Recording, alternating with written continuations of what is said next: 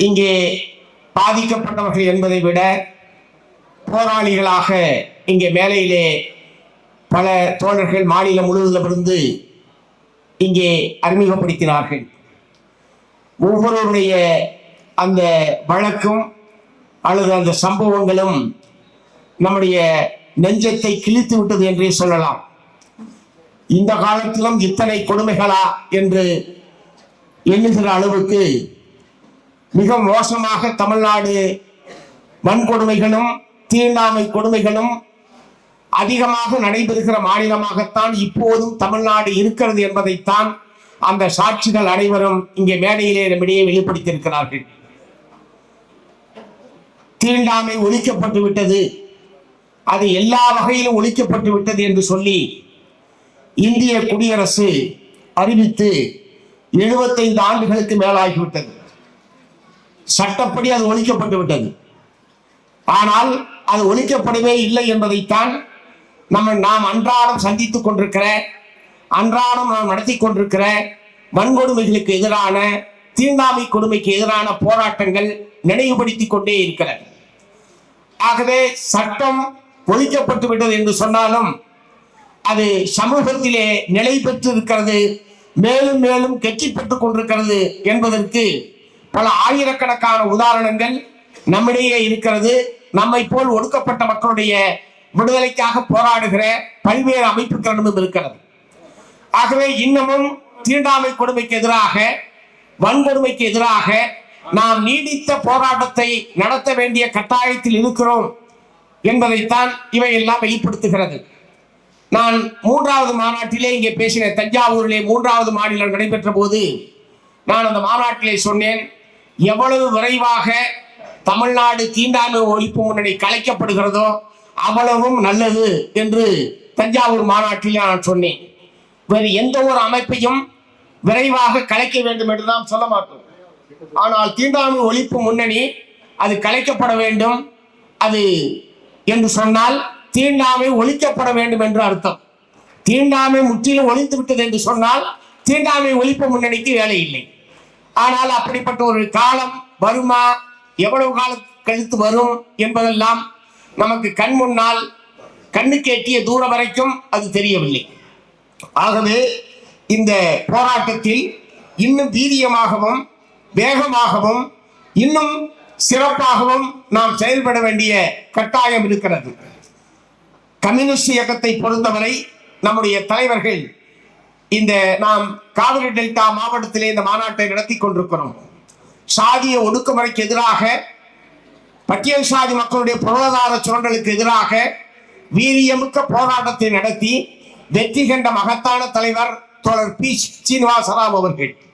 அதை போலவே தமிழ்நாட்டில் தோழர் பி. ராமமூர்த்தி, தோழர் ஏ. பாலசுப்ரமணியம், தோழர் எம்.ஆர். வெங்கட்ராமன், தோழர் மணலி கந்தசாமி, தோழர் ஜீவானந்தம் உள்ளிட்ட ஏராளமான தலைவர்கள், அதே மாதிரி தஞ்சை என் வெங்கடாசலம் உள்ளிட்ட ஏராளமான தலைவர்கள் பட்டியல் சாதி மக்களுடைய விடுதலைக்காக, ஒடுக்குமுறைக்கு எதிராக வீரம் செறிந்த போராட்டத்தை நடத்தி வெற்றி கண்ட மகத்தான படைவரிசை அது.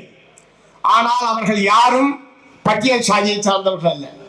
இப்போது நான் பட்டியலிட்ட எல்லா தலைவர்களுமே முற்படுத்தப்பட்ட சாதியை சார்ந்தவர்கள், பிற்படுத்தப்பட்ட சாதியை சார்ந்தவர்கள்.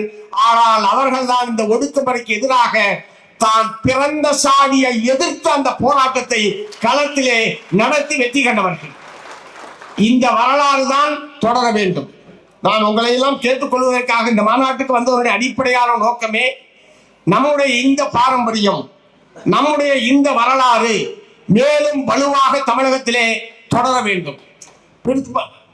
மார்க்சிஸ்டுகளாக இருந்தாலும் கம்யூனிஸ்டுகளாக இருந்தாலும் பிற்படுத்தப்பட்ட சமுதாயத்திலே, முற்படுத்தப்பட்ட சமுதாயத்திலே, பட்டியல் சாதியினர் அல்லாத சமுதாயத்திலே பிறந்திருக்கிற நம்முடைய தோழர்கள் எப்படி நம்முடைய மறைந்த தலைவர்கள் இந்த பாரம்பரியத்தை முன்னெடுத்தார்களோ அதை போல நம்முடைய தோழர்கள், இன்றைக்கு வாழ்ந்து கொண்டிருக்கிற நம்முடைய தோழர்கள் எங்கே சாதிய ஒடுக்குமுறை நடைபெற்றாலும் நான் போய் முன்னால் நிற்பேன் என்கிற முறையில் நம்முடைய தோழர்கள் களத்துக்கு வர வேண்டும்.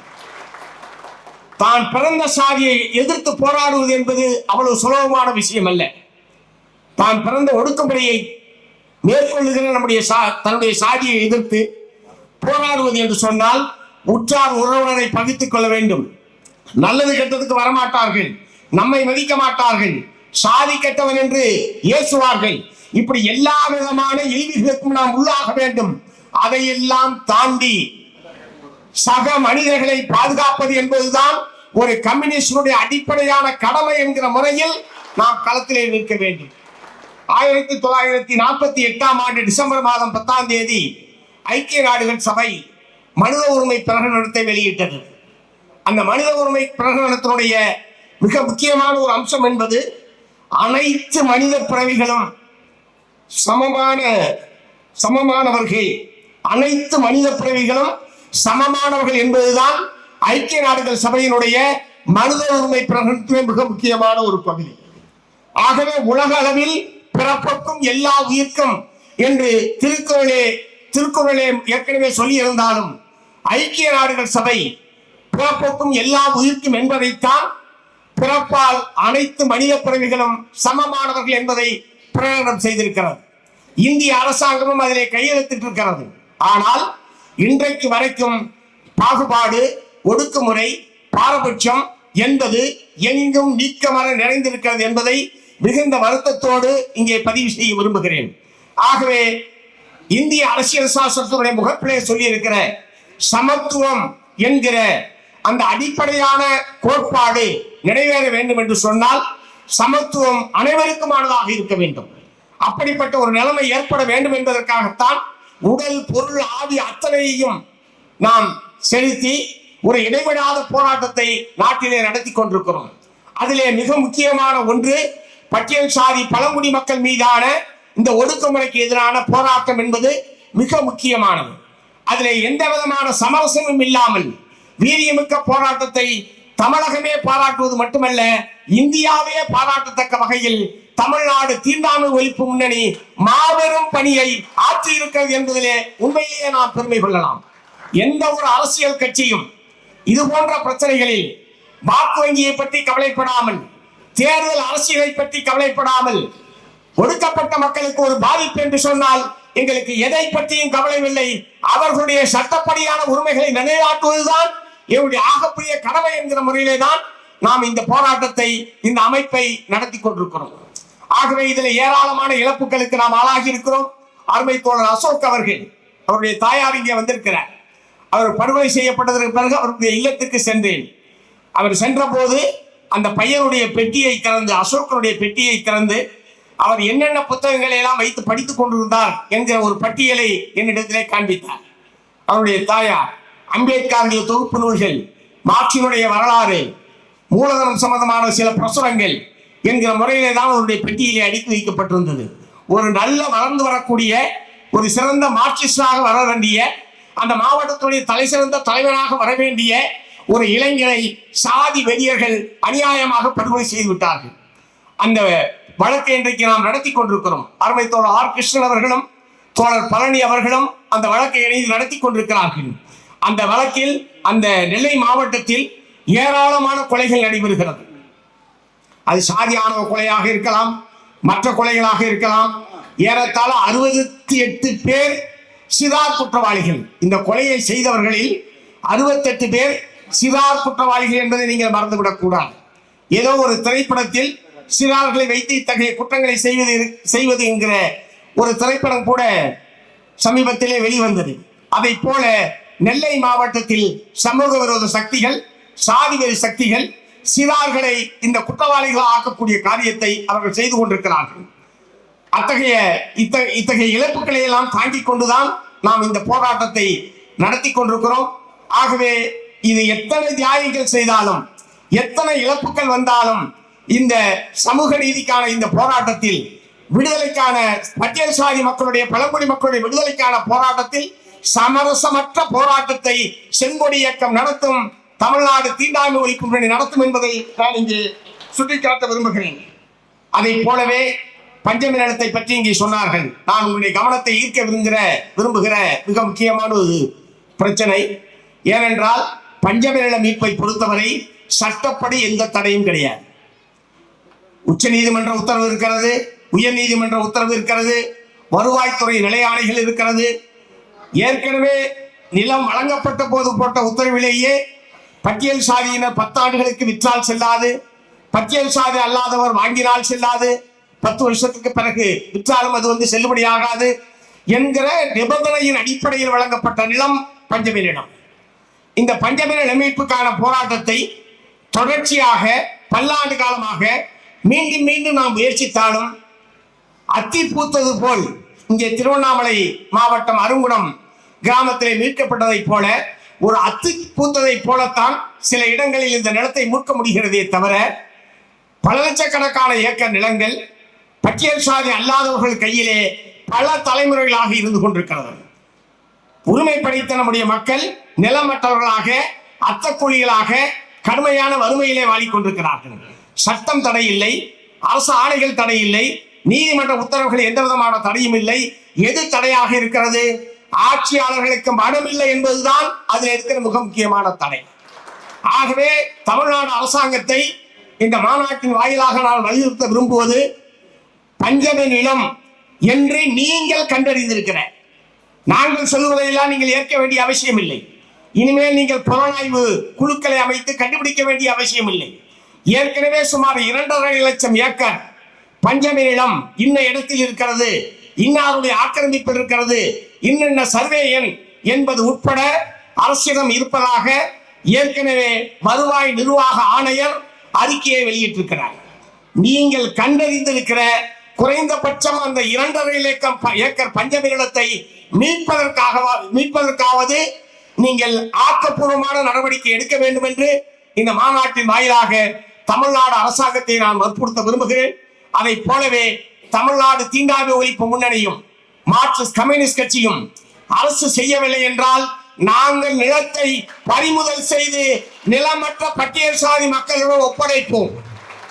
ஆகவே நாங்கள் பறிமுதல் செய்து ஒப்படைப்பதா, அரசாங்கமே எடுத்துக் கொடுப்பதா என்பதை ஆட்சியாளர்கள் தான் முடிவு செய்ய வேண்டும்.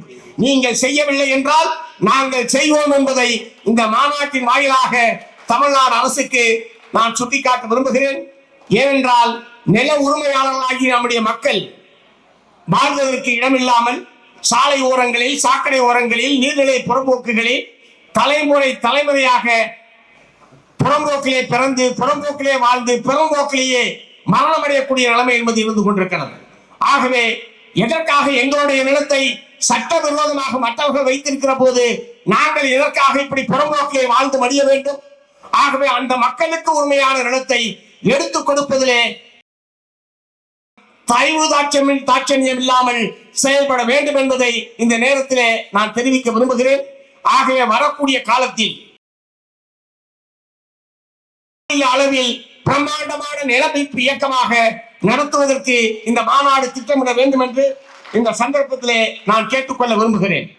ஏனென்று சொன்னால் உங்களுக்கெல்லாம் 68ஆம் ஆண்டு கீழ வெண்மணி படுகொலை, இன்றைக்கு வரைக்கும் அந்த படுகொலையை செய்த பாவிகள் யாரும் தண்டிக்கப்படவில்லை. உச்ச நீதிமன்றம் வரைக்கும் அந்த வழக்கு என்பது நடைபெற்றது. அவர்கள் மிராசார்கள் அவர்களே நேரடியாக வந்து இத்தகைய குற்றங்களை செய்திருப்பார்கள் என்பது நம்பத்தகுந்ததாக இல்லை என்று சொல்லி உயர் நீதிமன்றம் அனைத்து குற்றவாளிகளையும் 23 பேர் குற்றவாளிகள் 23 குற்றவாளிகளையும் விடுதலை செய்துவிட்டது. நீண்ட இடைவெளிக்கு பிறகு உச்ச நீதிமன்றத்திற்கு அந்த வழக்கு சென்றது. உச்ச நீதிமன்றம் என்ன சொல்லி அந்த வழக்கை முடிக்கிறார்கள்? உயர் நீதிமன்றத்தினுடைய தீர்ப்பில் தலையிடுவதற்கு உச்ச நீதிமன்றம் எப்படித்தான் தீர்ப்பு வழங்கி அந்த வழக்கை முடித்திருக்கிறார்கள். ஆகவே அதை விட உலகையே குலுக்கிய ஒரு சம்பவம், 44 விவசாய தொழிலாளிகள் அத்தனை பேரும் பட்டியல் சாதியை சார்ந்தவர்கள் துடிக்க அந்த நீதிமன்றங்கள் எப்படி இருக்கிறது என்பதற்கு மிகச்சிறந்த எடுத்துக்காட்டு கீழ வெண்மணி வழக்கு. குற்றவாளிகள் ஒருவரும் தண்டிக்கப்பட வேதனை என்பது நம்முடைய நெஞ்சங்களிலே கரண்டு கொண்டிருக்கிறது.